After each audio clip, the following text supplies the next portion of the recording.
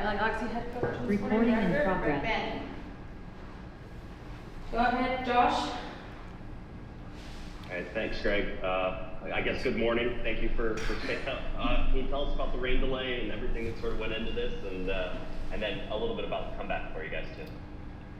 Yeah, I mean, guys were loading up in the tunnel to head out for the start of the game at regular time, and actually subs were already out there, and they called everyone back, and we sat around, obviously, for what seemed like a couple hours, close to hour and a half or so. I can't know exactly, but yeah. And yeah, I think I actually felt like the group was in a really good place to get started, and then you pause around for, you pause for an hour and a half, and I thought the group kept their spirits up, and we're in a good spot to get restarted. And just so happens the first tackle of the game, Ricky's down, and now he's struggling through good chunks of the game, obviously, and spent the good chunk of the night trying to get him different tape jobs, different things to see if he could feel a little bit more comfortable. So I was processing that all night, and the best use and moments for him out there. But yeah, then the group, I think again the goals we give up, we're just too far apart defensively. We don't defend on the second one. It's a 3-on-3 essentially in the wide area, and one guy's just kind of standing, and one guy's just kind of chasing his guy, and the other then is forced to deal with it. It just was not dealt with properly. The communication wasn't there. The collective engagement of the three of them working together wasn't there, and then the guy scores from the end line essentially. So again, the way we give up goals tonight make it really difficult for ourselves. But some of it is some of the collective defending too. I think obviously Ricky's struggling a little bit, didn't have as much on the defending side, and was trying to pick his moments more on the attacking side.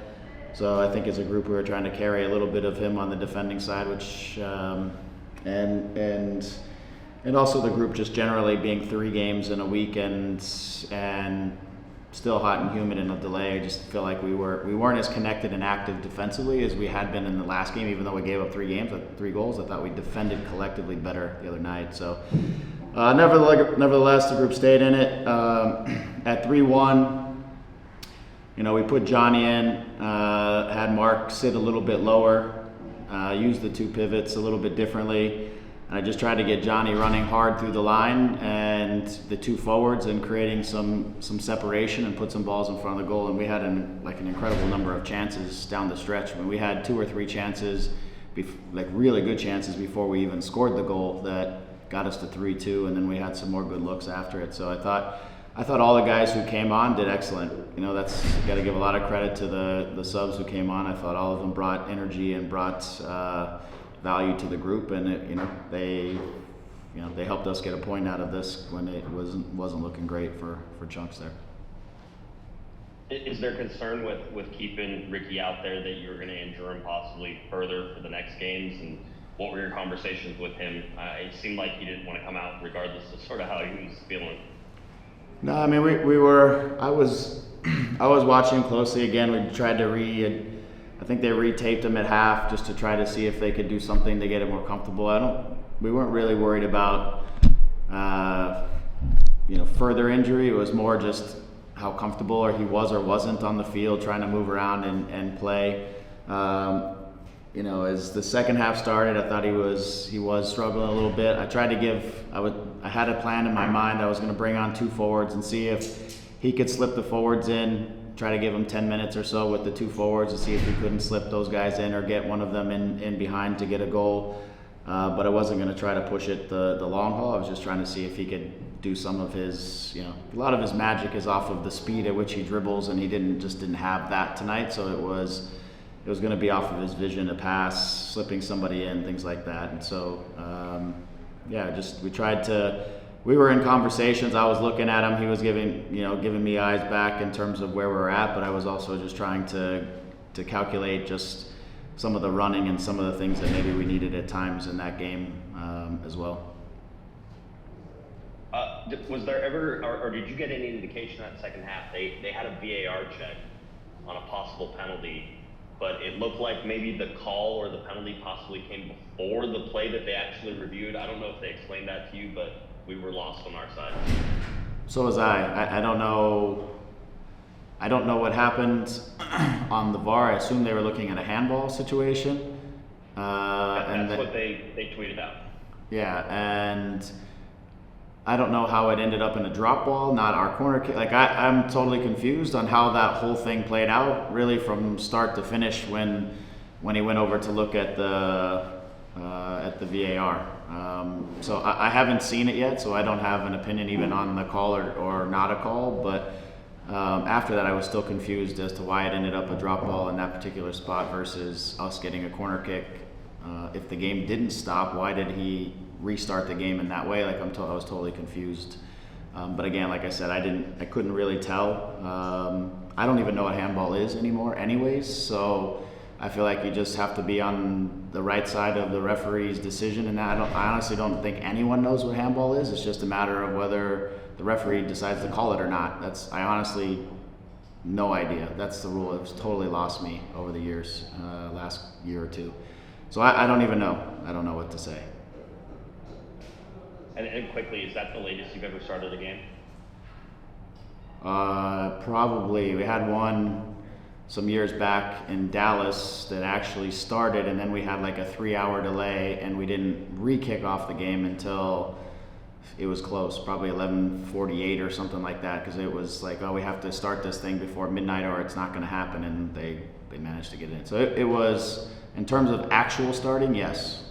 Restarting, maybe not. Safe travels. Thanks, Greg. Yeah, thank you. Alex? Hey Greg, thank you so much for your time. Just want to know if you get an update on Chris Mavinga since he had to leave the game early, and just your overall thoughts of the back line that dealt with a lot of injuries, and just maybe are you seeing any positives from that group? Yeah, I mean, I think it was a growing issue. I think when he kind of jumped and dealt with the play and twisted, I just asked him on the way out, and he said, yeah, it was growing. I don't know, again, the severity. I know obviously he couldn't continue, but I don't know anything more than that at the moment. Yeah, I mean, I think, look, the back line is ultimately trying to do their best. They've had a lot of, like you said, changes. There's been a lot of new faces. There's been a lot of new partnerships. Tonight, I think there was a couple plays the back line should deal with, but I also think that our front group needs to do a better job tonight of making the game a little more predictable, a little bit cleaner for them, so they can do their jobs. But I thought there was a number of situations where the back line was overloaded in plays, and they were having to make some not easy decisions and having to manage some what I call crisis situations that just aren't super clear. And so, yeah, I think. Look, ultimately, as a group, we have to stop conceding goals, or we have no chance to win these games. We're putting so much pressure on ourselves to score too many goals to get 3 points, and I'm proud of the guys for fighting back. But as a collective group, we understand that we can't allow 2-3 goals in games if we're going to make it to the playoffs. Yeah, Dejan Jovalic, Billy Sharp combined out there for a goal. What do you think of those two up front for a limited amount of minutes they were there? I thought they had some good actions together. I thought, again, I thought even coming in, the running that Johnny was doing, that was really opening up some of the entry passes, the crosses, the awareness of each other, those two. I thought it looked quite effective. As I always say, when you play with two forwards, sometimes it's not always the attacking part, it's also the defending side of things. And I felt like at that point in the game, they were kind of just sitting in a lower block anyways, so we had enough numbers and time to build our attacks and set up what we were trying to set up, which enabled our forwards to really kind of do their work in front of the goal. They didn't have to really present themselves too terribly often in our possessions, and we were still able to get to where we wanted to get to. And I thought their movement in the box was smart. I thought they were, like I said, pretty well connected and aware of each other and where each other were. And as a result, they were a handful and got some chances and got a goal. Yeah, my final question. Michael Barrios came in at halftime, scored the game-time goal. Was that a tactical sub, or did you see something there that you thought he could do to change the game? No, I felt again between probably the minutes that Ty logged and the delay in the game and everything else, I just felt like he wasn't as dynamic as he always is, and to me he just looked a little bit, whether it was fatigued or just wasn't as connected to the game and as dynamic as I think Ty is, and he's obviously been huge for us this year, and Mikey's been chomping at the bit for an opportunity. I knew he would get out there and be busy, and I thought he did a great job. So I just felt like we needed some wide, just some running and some of that Mikey was able to do with fresh legs. All right, thanks for your time, Greg. All right, thank you.